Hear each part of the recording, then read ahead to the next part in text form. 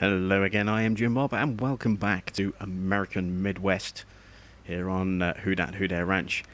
It's the start of another new day, and we are going to once again head back up to our animal farm, just simply to tidy up after the cows, and then we're going to do some cultivating and some seeding. So I wasn't sure how much money we would make off our cows and whether it would be enough to sustain our daily expenses. And at the moment, we don't have an overwhelmingly large amount of equipment, so we actually made around a $5,000 profit overnight thanks to our milk sale. So we're currently sitting at around about $12,000. Which is good because it's entirely possible I may need to actually buy something which is going to cost me $12,000. So we'll find that out a little bit later on. I'm not 100% certain whether I can actually spread slurry with the Zunhammer. Oops, the Zunhammer tank that I've got for my Holmatera variant. I may need to actually use the cultivator attachment to go with it. I'm not 100% certain yet, so we'll find that out a little bit later on, and if necessary, then obviously we'll have to buy the cultivating tool that fits on the back. Here we are arriving at the farm. Just going to quickly jump in our Puma, tidy up the feed trough for the cows, and then we're going to head back to the main farm and do some cultivating and, as I say, some seeding, get our first batch of crops underway. So, need to spin around, pick up the tool I need. There it is.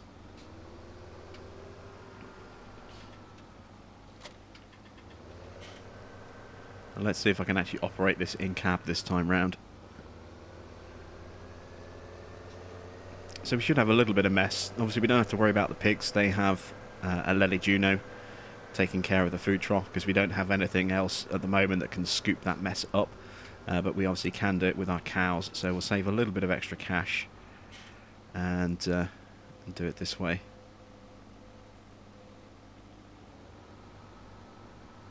So we seem to be scooping up.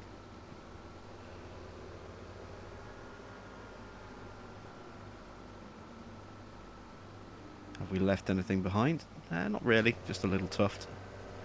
It's not too bad.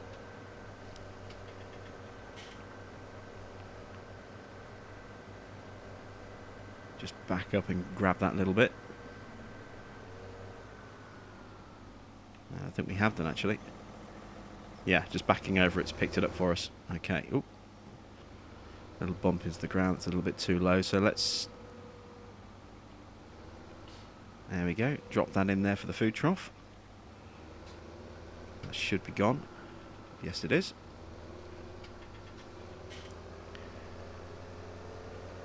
So now we can go and put this back. There's that Zunhammer tank that I was telling you about there, that yellow tank. I'm not sure if I can actually spread slurry using that thing or whether I need to have the cultivating tool attachment at the back of it. So when we come to do a little bit of slurry spreading, we'll find that out. We haven't quite got enough to fill a tank up yet.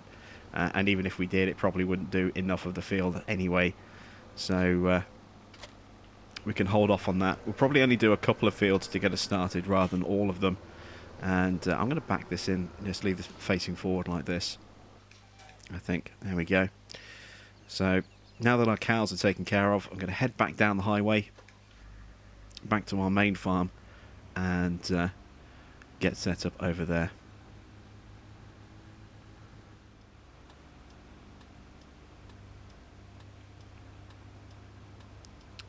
So here we are back at the farmhouse.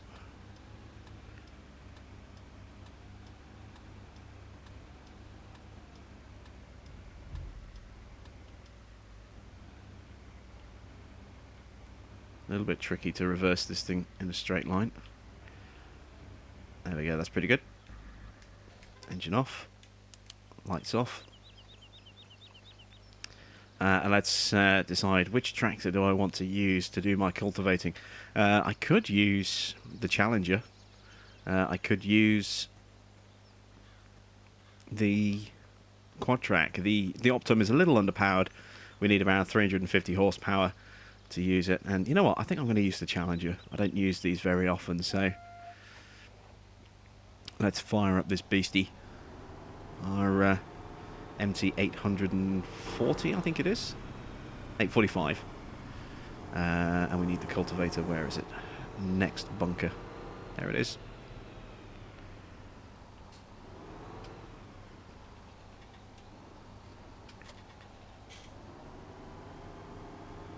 So I don't want to go overboard with the size of a cultivator. I didn't really want to use the Bednar Swifter on this farm, and the other cultivator, the Flexicoil, is just too big. Just a little bit too big at this stage. So the problem with this field is the way it's sort of kind of squashed up. We don't really have much of a workable headland, so I'm going to have to go across. Let's get this unfolded. Going to have to go across, do a sort of a side cultivation, and then that'll give me the headland I need to be able to go up and down. Just make it a little bit quicker and easier.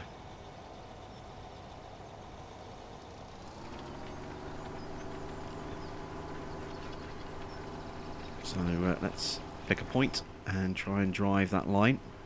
Got that nice little nodule sticking up there, that little triangular pyramid type notch on the hood there to give me a nice indication of whether I'm driving in a straight line or not. It's always nice and easy to follow a plough furrow if you've got a guideline like that. Kind of makes up for the fact that we don't have GPS.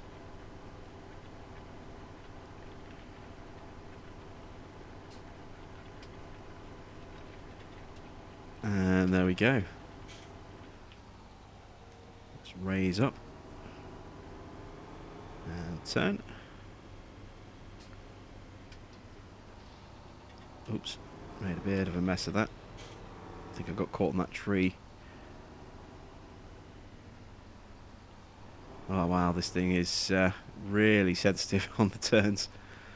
I've forgotten just how much these things like to pitch you about a little bit. That looks pretty good.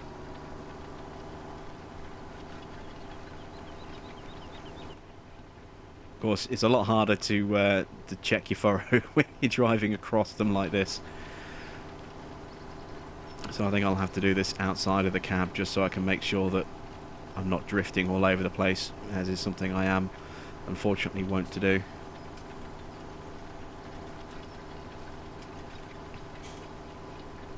And then we've got the other field there behind it. You know, I really wanted to be able to just join those together and have one big field, but the grass between them, as I said, just stays there. We do have the ploughed furrows underneath, but then we have that grass texture sticking through on top. It's frustrating, but, you know, there's not a lot I can do about that, really. It does mean I'm going to have to be extremely careful when it comes to harvesting, fertilising, any of that stuff, just to make sure I don't damage the crop on the next field. Obviously, where there's nothing down there at the moment, we can be a little bit more, you know, cavalier. In fact, you know what? I'm going to go across the field widthways like this. I think it's just going to be quicker, because I can make sure that I'm lined up and staying in a straight line and staying cab as well. So I just want to say a huge thank you to all of you that have continued to support the channel over the past several months. You know, I started this channel back in March, and my very first video was the tour of Drummard Farm. You know, I mean, there's a couple of old clips, I think, just stuff that I wanted to save when I'd done something in a game. But my first proper, you know, channel video was my map tour of Drummard Farm, and I felt quite pleased that I'd managed to get a couple of hundred views on that at the time. You know, now my map tours are getting a couple of thousand views, which is always nice. And I had around about 60 subscribers on my channel, you know, which is pretty impressive considering I hadn't actually really done anything, you know, for years. And some of those subscribers have fallen by the wayside, and some other people have come in and then quit out as well, you know, just decided to stop following the channel. But I picked up a lot of new people, and as I record this earlier today, I hit 1,000 subs. which, you know, is a huge milestone, you know, on any channel, is getting that first 1,000 subs. And for me to have done it in such a short time scale, I'm incredibly grateful to all of you that have supported the channel. You know, it means so much to have to hit that mark so quickly. You know, I was expecting it to take me at least 12 months to get anywhere near that kind of figure, and here we are in just, you know, the beginning of October, and we've hit that 1,000 mark. So a huge thank you to all of you that have you know, subscribed and continue to watch the videos that I create and put out for you. It means an awful lot. So thank you very much.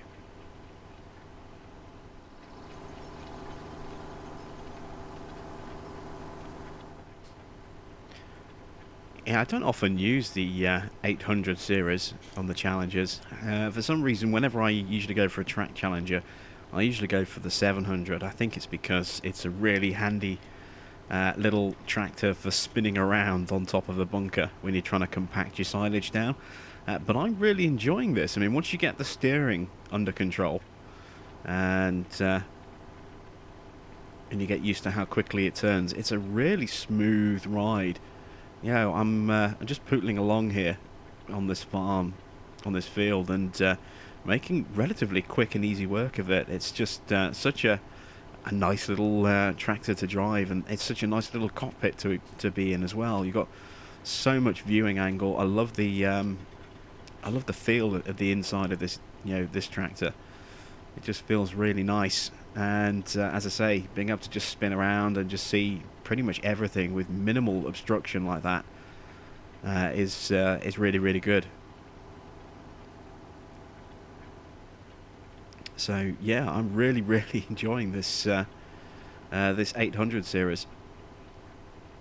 I'm glad I decided to upgrade from the 7, and the reason I did was I just wanted to have a little bit more power, you know, just to make pulling the culti plough a lot better. But this seems to be working really nicely. So definitely a sound investment upgrading from the 700 to the 800 series. And we have just about finished this field, as you can see. So we're going to move on and do the field below, which is field 23.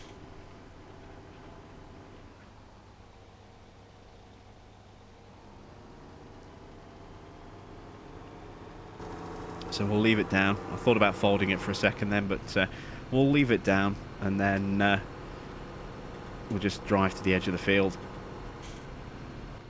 This is a much bigger field, field 23, as you can see. I mean, field 24 is not exactly what you would call a small field, but this one just a lot bigger. So this is going to take a little bit longer to do, but once it is done, you know, these two fields will be sort of ready for planting, and we already have stage 1 fertilization on these two fields, remember. So all we'll need to do to get these ready is just to weed them. And what I'm going to try and do is I'm going to actually plant some of my fields in a stagger. So rather than having every single field sort of do the same thing at the same time, I'm going to stagger the growth so that we've always got something growing on the field, and we've always got hopefully something, you know, that we can, you know, get on with work-wise, be it fertilizing or harvesting or even cultivating and seeding. There'll always hopefully be something that we can do rather than just doing the same old thing every single, you know, in a cycle. So cultivate all of my fields, plant all of my fields, fertilize all of my fields, harvest all of my fields. It becomes very repetitive to get stuck in a loop like that. So we're going to try and avoid that on this particular series. So these two farms, or these two fields, I'm going to get done, and then we're going to plant these two, and then the next day we're going to do the next field, field 22, and we'll probably do 10 and 12 at the same time. I may actually do 22 on this one as well. I'm not 100% certain yet. I'd kind of like to leave it to tomorrow because that one does need does need fertilizing, and we don't really have enough slurry to get it to stage 1 just yet. Even with our pigs and cows both putting out slurry, we just don't have enough at this stage. One thing we are going to need as well is a slurry transport tank so that we can fill up our Terra variant while it's working on the field. And I'm in two minds what to do about this, whether to get a Joskin slurry transport truck, or trailer, or whether to actually buy, a larger one with an articulation for it, so it can go with the truck that we have parked over down by our lower sell points. Still umming and ahhing on that one. Plus, there's the cost implication in that as well. It's going to be expensive whichever one we go for. I think the Black Sheep one will set us back around about 38,000 for a 32,000 litre trailer, and I'm not sure if we've actually got much of a capacity increase if we go for the one for the truck. I think that probably is around 32,000 as well, or not far off. So it may just be a case of just sticking with the Black Sheep one and using that instead. We'll see how that goes. But anyway, I'm going to carry on cultivating away on this field, and then when it's done I will come back to you and we'll get on with some seeding.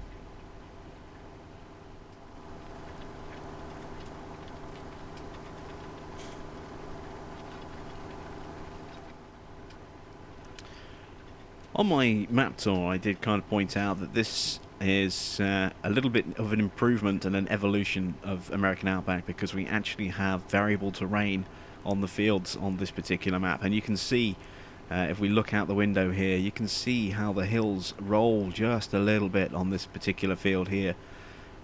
This is one of those fields that is elevated in its terrain. The height fluctuates as you move across the field, the angle changes. Even the field that we've just done over there, field 24, has some variation in it as well, and it's great to see that we have a mixture. We've got some fields that are relatively flat, almost predominantly flat. We have other fields that have got quite a nice sort of rolling camber that sort of dips and wanes as they go through them. And then we have some fields that are kind of in between, and it's nice to have that variety of terrain. If we look out the back there, you can see how it's much higher on the left hand side of the screen compared to the right hand. You can see where the field rises and falls. It's so nice to have some varied terrain on one of these maps. Just an indication there, I think, that shows how it's more of an evolution of American Outback than a straight copy paste and reskin.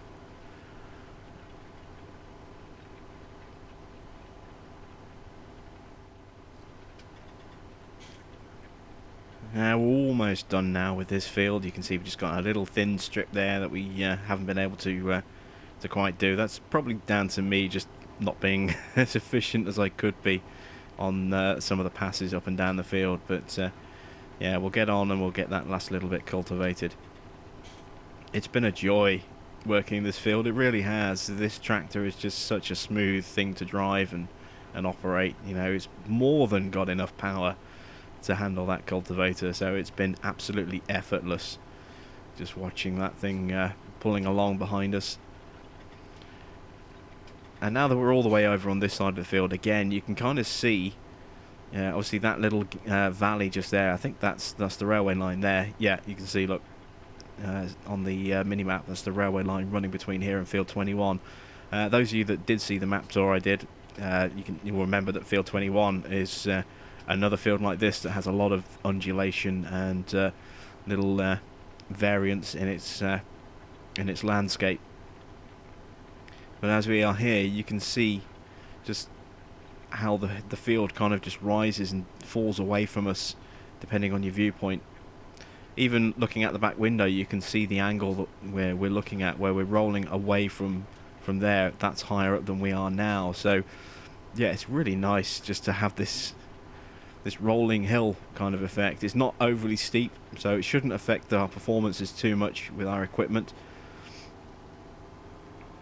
Plus, having said that, we have pretty powerful machinery as well. Obviously, this tractor has a little under 500 horsepower, I believe. Our quad track is rated for, I think, nearly 600 horsepower. So quite a lot of grunt in those vehicles there. But we are done with our cultivating, so let's just cut in here. We'll get these cleaned off and put away, and then we'll break out the quad track and we'll do some seeding. And I need to kind of figure out exactly what it is I want to plant. We need some straw, and I want to get quite a good amount, so that we've got a reserve of straw as well for both our pigs and our cows. But I'm not entirely sure which of the two fields to do. I think I'll probably do field 24. I have to think about that one. And then I've got to decide what I'm going to do on the other field. Now, we usually just go straight in with soybean, and I'd kind of like to maybe do something a little bit different this time. So, one option I could do, actually, I think, if I do 24, I'm going to do 24 with beets. And then I can also do 23 that way. I could do 23 with wheat or barley, one of the two, and have a go at it that way. But one thing we are going to be doing on this field, on this farm as well, is we're going to be planting a cover crop. So we're going to be using oilseed radish as our cover crop, so that we can gain an extra stage of fertilization. Again, we won't necessarily do that on all situations, but while we are in the position we're in, where we're struggling to get some of our fields fertilized, that's going to be a big help to give us that extra stage. It just means we're going to pay a little bit more, I think, in seed costs. Obviously, we're going to have to make an additional run up and down the field. Well, let's get our cultivator put away.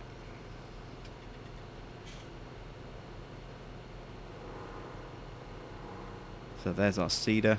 We want the next bait.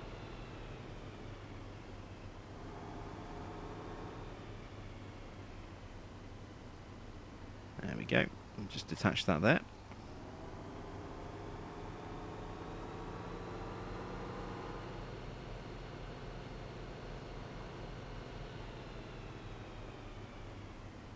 And while we've more than got the power for this, you know, to use this, these track challenges do not like the Great Plains YP2425A seeder. They just really, really do not work very well with it. So even though using the quad track is slightly overkill, it is a much better tractor to use. So let's grab that. We'll go grab the seeder. We'll put our radishes down, put our cover crop in.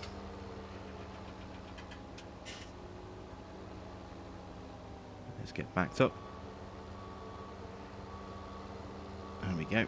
We are going to need seed. I've got to remember where the seed pallets are. I think they're up the other side of this shed here in front of us. I think they're just there. Yes, there we go. There's our seeds. There we go. So pop the lid open there. Start filling that up.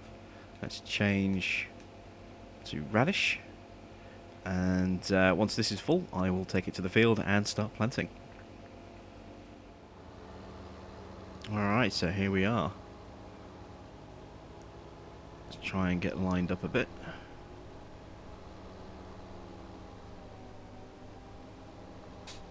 Oops, we are very wonky.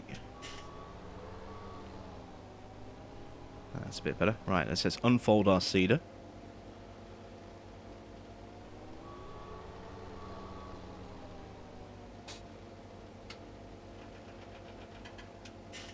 Go, and I want to pop out my ridge marker there. There we go, and off we go. So I'm just going to have to try and drive in a straight line as best I can as we plant this first row, and from there on in I'll have my my ridge to follow.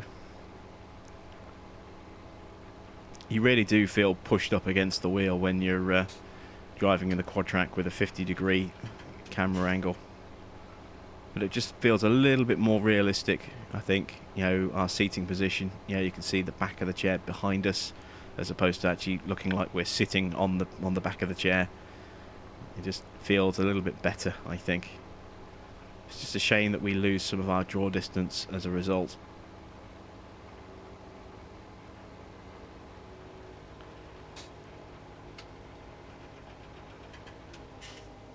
We're stuck.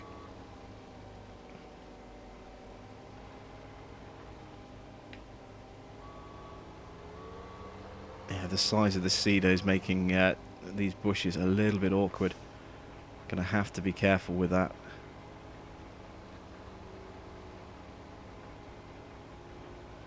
Alright, let's try and get as lined up as we can.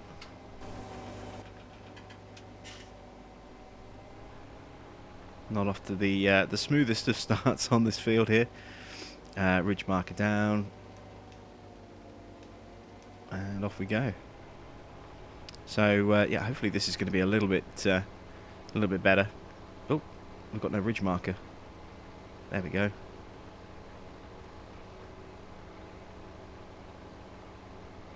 Kind of need that line to follow.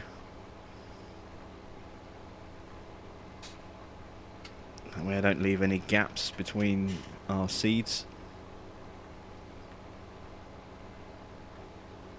And yeah, this is something I haven't done for a long time as well, is actually do, radishes as a cover crop.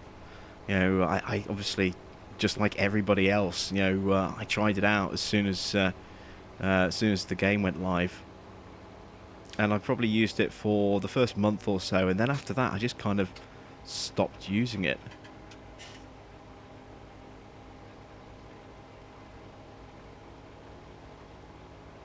Oh, damn it. Just knackered up my cover crop ever so slightly there. This is proving really, really awkward, this cedar. I might have to actually downgrade for a smaller cedar for this field, because it's just proving to be quite tricky manoeuvring on here, making these turns. We're so close up against the the road there and the bushes there that we just don't have much of a turning radius at all when we get to the end of the field. So I may have to invest in a smaller cedar for field 24. That's a bit of a shame. It won't be so much of an issue on 23. Obviously it's a much bigger field, much longer field, so I don't mind it taking a little while to actually turn around, considering how much time we'll save driving a wide cedar on that field. But this one, yeah, it's proving quite awkward so far. Let's see how we do when we get to this end here.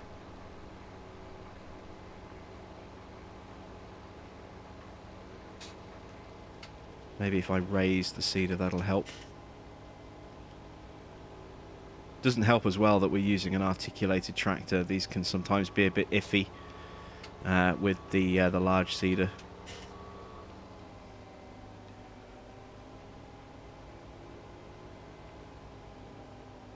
Oh, we're getting caught on those bushes, look.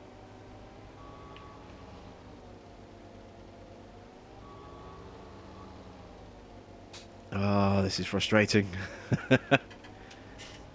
Not the start I was hoping for. I don't want to have to fold this thing up every time I want to get to the field, or every time I want to turn around at the field. That would just be ridiculous.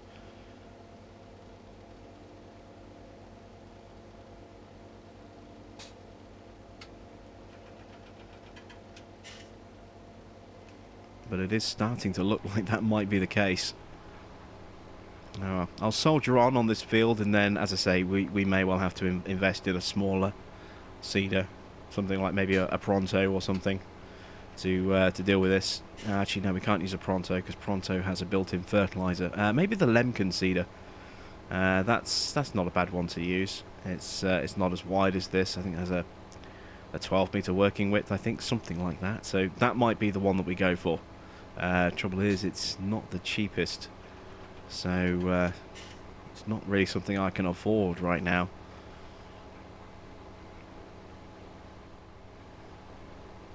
I was starting to get a handle on how to turn this around without too much hassle at the end.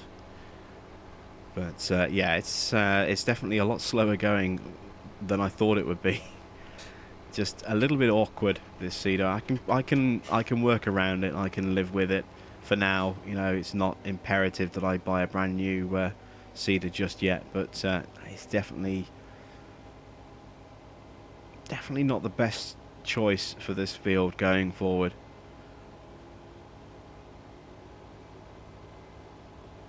I suppose it is making us play slightly more realistically, though, by having to sort of raise and then lower at the edge of the field each time. So, yeah, every cloud and all that. And we can see we're doing okay. I have missed a couple of little thin strips, so I am going to have to go back and just touch up the field afterwards and fill in those slight little gaps. But you know, not overly surprised by that, given how awkward this seeding has been. So I'm going to carry on. I'm going to finish this field off and then move on to field 23, which hopefully, because it's such a bigger field, will be a much a much smoother experience.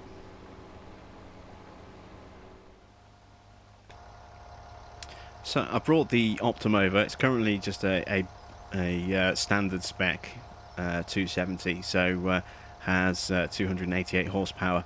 Now the seeder requires 280 horsepower to operate. I'm going to increase this up to 313 horsepower. Now I need 12.5 grand to do that, and we're a little bit short at the moment, so I need to take out an extra 10,000, and we'll just up the engine there to a 300.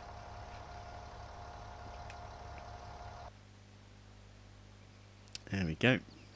So this should now comfortably have enough power to pull the seeder, even with those sort of inclines and stuff. It's just the quad track does not like this seeder at all. You know, I actually went out of cab and started watching it as I was turning at the end of each row, and it was really struggling just to actually turn because of the the seeder itself. So I'm going to try it with the Optum and see how I get on with this. I need that one there. Let's lower, turn on, and see how we get on using this tractor. Hopefully this will be a much easier experience when it comes to turning at the end of the row. It's got the power, 313. Even with this slight variance in the hill, you can see we're still pulling a steady 9 miles an hour. So we've got enough of an overlap in power to be able to actually manage this by the look of it. But it's all about the turn. So if the Optum can manage this seeding, without any hassle, it makes me wonder what I'm going to use the quad track for. So yeah, we'll have to see. Let's just raise. Oh, so much easier. Yeah, it was the quad track. It was the quad track just not being a particularly useful when it comes to turning. So I need to think what I'm going to use the quad track for going forward. Actually, there's no point doing that. Let's just drop and pull. Oh, damn it. Just started grinding up some of the stuff I've just planted. Did not mean to do that. So like I said, I've got a few bits of touching up to do, but we'll get this this little bit sort of planted along here finished off, and then I'll put the quad track away and I'll do field 23 using the Optum. I decided I'm going to give the quad track one last attempt to redeem itself, so it's going to look more impressive on the exterior wide shots with the quad track running up and down this field than the Optum. So this is a redemption shot here for our quad track. See if it is really able to perform as I was hoping it would be able to. See if it's up to the job. You can see just a couple of little strips there where we didn't quite get the cultivator lined up cleanly enough, but You know, absolutely no problem at all in a straight line, and we have more room at this end of the field to turn around. You know, we don't have trees and bushes right in our face, so I'm hoping that as a result of that, oh, I'm drifting slightly, aren't I? Oh, let's just finish off in a straight as line as possible, and then back up and just pick up that patch that we missed.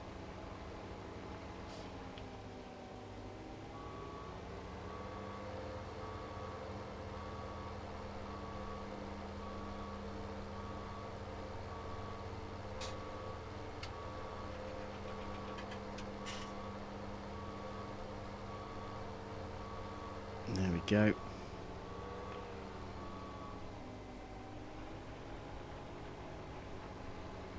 Just get this edge here. So yeah, I'm hoping that we'll be able to turn around a lot more smoothly. I'm so used to kind of doing this on fields with huge headlands as well, such as we have on American Outback and Mustang Valley. They're a little bit more confined on this one, and if we have the wider area to turn, you know, it seems that we can actually manage quite comfortably with this tractor. So maybe it's not all doom and gloom. I did check out the price of the Lemken seeder, the 12-meter seeder, and it's $120 odd thousand. It's way out of our price range. I mean, this is only 140 something, so much better value in that respect, especially considering how much more versatile this is with the different types of crops that we can plant and the additional seed tank capacity as well. I think an extra 2,000 litres storage. But yeah, we may well get that Lemken seeder going forward just for some of these smaller fields with the tighter headlands. I think it would be a definite benefit to us. But given that it's 129,000, I think it's certainly in the 120s. It's way out of our price range right now, and you know, a luxury we just cannot afford. Even if I maxed my loan out, you know, the best I'm going to get is like an extra 35-40 grand, I think, out of my loan. So it's way off getting on one of those. Anyway, time to carry on planting radish. So I will see you in just a moment.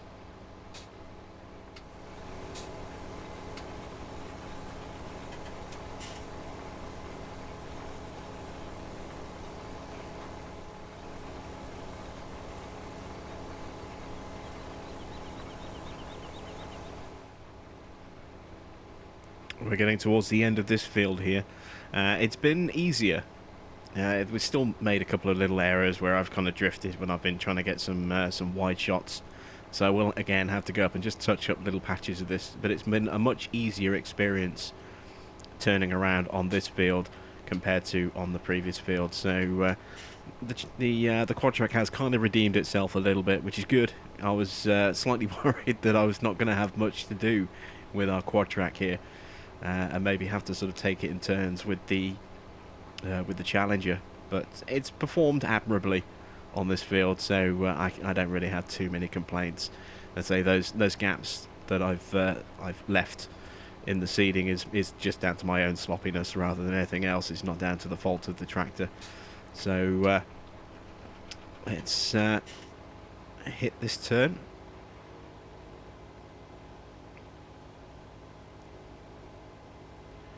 See, you know, if we've got the space, it's a much smoother turning experience. And there we go, just got this last little bit to do. So once this is done, as I say, I'll tidy up those little patches that we've left, make sure that they're all done, and I think that is probably going to be the end of this particular episode. You know, you can see in the distance we've got a little bit of radish that started to grow in. I did forget to turn off plant growth while I was planting, so a bit of a mistake there, but hopefully that'll resolve itself. I will be checking in on the grass as well, seeing how well that's grown back, and hopefully that'll be getting close to ready for a second cut, so I can do another cut of that and then collect all of that grass up, make some hay, make some silage, and stick some more grass in our storage bins. and then we'll be looking in pretty good shape with our cows. You know, I need to also get a little bit more pig food. They are very, very hungry pigs, and they're multiplying very, very quickly as well. I checked a little bit earlier while I was sort of just starting this field off, and I was up to 57 pigs already. You know, we only bought them in sort of 24 hours ago in game, and already we've got like 7 extra pigs, and it's probably going to be even more than that at this point now that we're finishing this field off. So let's just take a quick check and have a look at our animals. Yeah, we're up to 58 pigs, and we've got another one due in 45 minutes, and you can see already that our corn supplies are running low. We do have a little bit of crop, so I can always go and feed them up with that. As you can see, because we started with a medium farm, you can see we have got little bits of crop. So I can top some of those bits up. The only thing I can't top up at the moment is the beets. So this is actually a really good opportunity for me to try something else. It's something I've been meaning to do, just never got around to. We're going to sort of whiz around in third person like this, looking for those little spots where I've made a slight mistake. There's one coming up just there. Look, let's get that little bit just there. There's another one just there. So we're just going to quickly tag these little thin strips where seed didn't get planted. We didn't get any radish into the ground. We'll tidy those up, and then once that's done, I'm going to head up to the top farm, and I'm going to see if I can actually withdraw our grain from those top silos and see if they are completely independent storage or if they're linked into the main farm. Because I did theorise about that when I installed them on American Outback, but I never tested it. I never had need to. Now that we have those silos sort of located at the animal shed, that will make things so much easier. If not only do they improve our overall capacity, you know, by another couple of, another 420,000 or so. I think it's 210,000 each on those silos. Not only would it give us a nice big sort of increase in capacity, but also if we can transfer grain from one farm to the other without the need to transport it all the way up the roads, that'll make things so much easier when it comes to to beets, and well, not so much beets, but when it comes to adding grain and stuff into our food troughs for our cows. Well, not our cows, our pigs. It'd be so much easier to be able to do that. So fingers crossed that will work. And there's another strip just back here. Let's tag that little spot just there. There we go. And there's a strip. I'm not too worried about those tiny individual spots. It's more these big long strips that I'm more concerned about, making sure that we get the fertilizer down there. And of course, with these having a stage of fertilization already, means that all we need to do is run the weeder over these fields once they start growing, and then the field will be at stage 3 fertilization. So we've kind of lucked out a little bit there. That's been really helpful. That's going to delay the need for us to start using our slurry, which is a little bit limited. And I'd forgotten when I was talking earlier about, may have been at the beginning of this episode or the previous episode. I think it was a previous episode when I was talking about having to sort of weed twice and maybe use slurry. And if we couldn't use slurry, then we'd only just have 2 stages of fertilization. I forgot that I've been planning to actually do radish on this, so even if I can't use slurry and manure, I can still, with a lot of careful timing of my weeder, I can still get 3 stages of fertilization on each field. So that's great to see and great to know. We'll get this folded up. There you can see the first bit there growing out of sequence with the rest. So we'll just have to wait for the rest to grow in before we can attack that. I'm going to get this cleaned off and then put away. We didn't use that much seed either. I only used 1,400 litres of seed, give or take. That's pretty good. So let's jump out, let's give it a clean. Lovely day today as well. Oh, we've got a great demand at John D's Grains for wheat, lasting for 18 hours. Well, I'll plant wheat, but I don't think it's going to be ready in time, somehow. You know, I'm planning on running crop growth on slow on this farm, so I don't think, I think it's running it fast at the moment just because I wanted to get that grass, growing nice and quickly overnight. But I think, it's going to be too late for us by the time that demand finishes. I don't think we're going to be able to actually harvest all crop by the time that thing is expired, which is a bit of a shame, but it'd be a little bit fortuitous, I think, to have a great demand, straight away at the start of our farm. It worries me, actually. My history with great demands and how few I seem to get of them on my farms when I do a Let's Play. It kind of worries me that we're getting one so early when I haven't got anything to sell. Does that mean I'm not going to get another one now for an eternity? It could well do. I really hope that's not the case. So, park up the quad track in its little sort of bay just here. There we go. Engine off. Jump out. We got any lights or beacons on? Nope, good. So let's head to the pickup truck and make our way up to the top farm.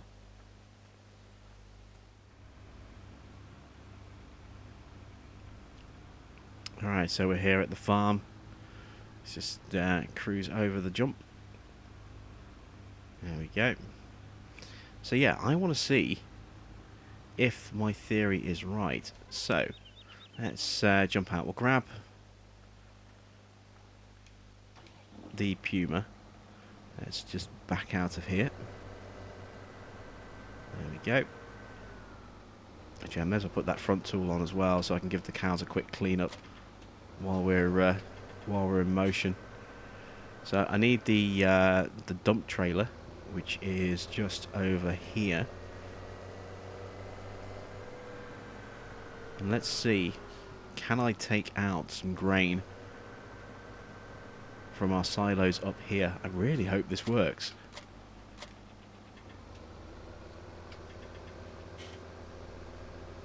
Let's get underneath one of these pipes and check.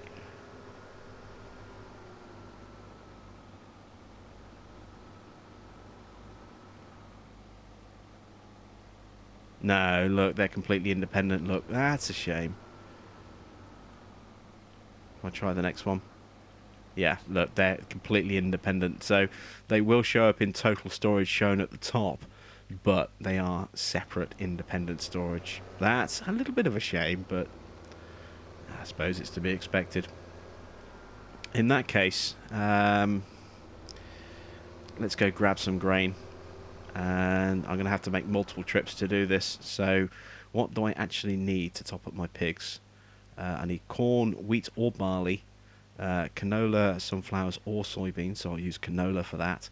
And then I don't have any root crops, so I need to grab some corn, I need to grab some barley, and I need to grab some canola. So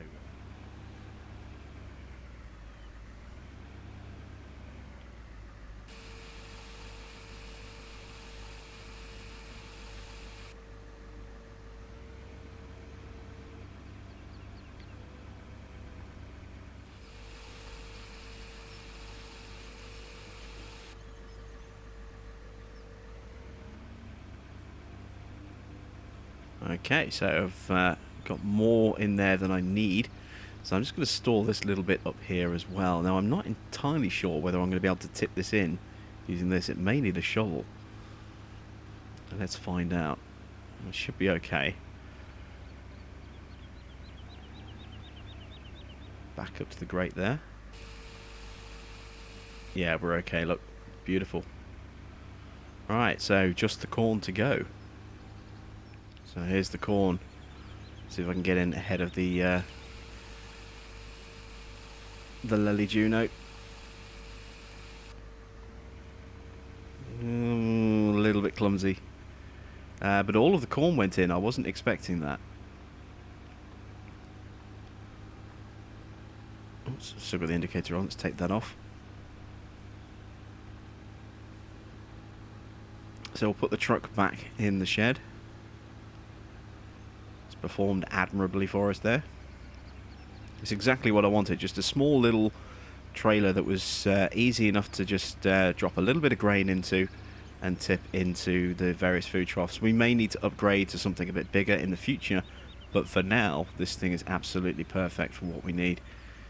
So drop that there. Let's take a look at our animal page, and there you can see, wow, we really needed a lot more corn than I thought, but cows are looking pretty decent. They need a little bit more hay. They'll last another day and a half, I think, before we need more. Pigs are now looking a lot healthier.